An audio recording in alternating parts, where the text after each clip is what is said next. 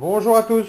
Voilà, petite vidéo aujourd'hui pour vous présenter la méthode pour bien remplir un briquet à gaz et ainsi prolonger sa durée de vie.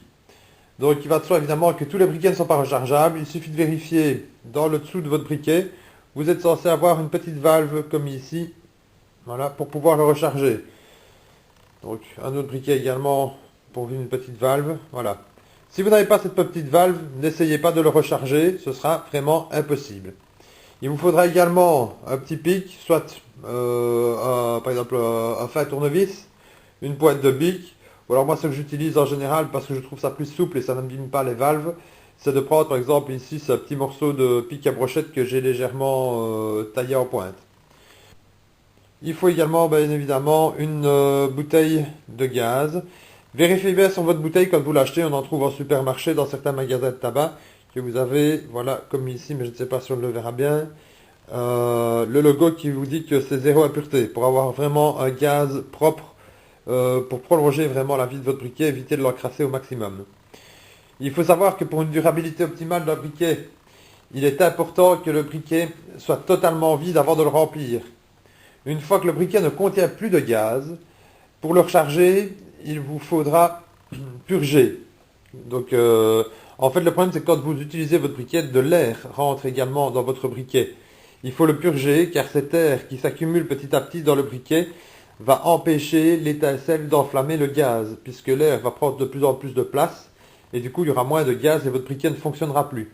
C'est d'ailleurs bien souvent la raison principale pour laquelle beaucoup de briquets à gaz tombent en panne. Donc pour le purger, vous retournez votre briquet, vous prenez le petit pic, comme je vous disais tout à l'heure, et vous poussez sur la valve. Vous allez entendre un petit bruit de vide, d'air, d'évacuation de tout ce qui reste dedans.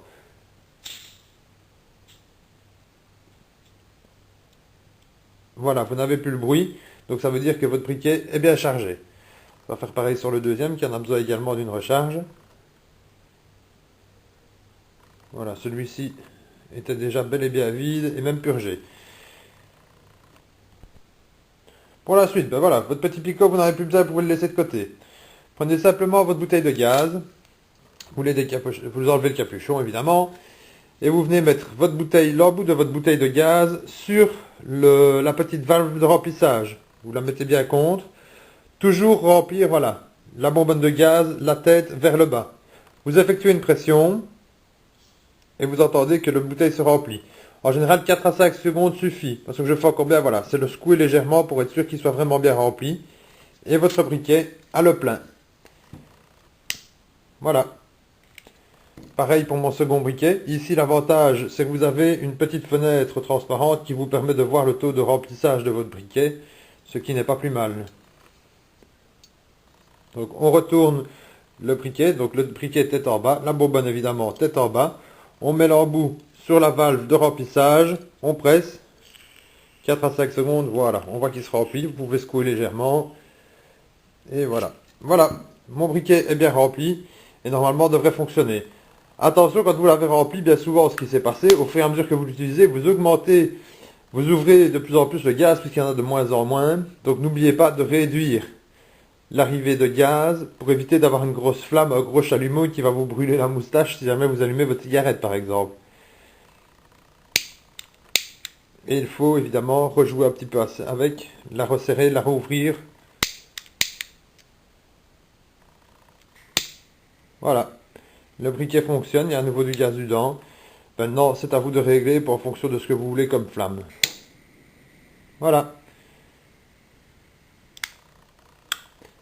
J'espère que ce petit tuto vous sera bien utile, que maintenant vos briquets fonctionneront correctement. Je vous souhaite une bonne journée et à très bientôt pour une nouvelle vidéo.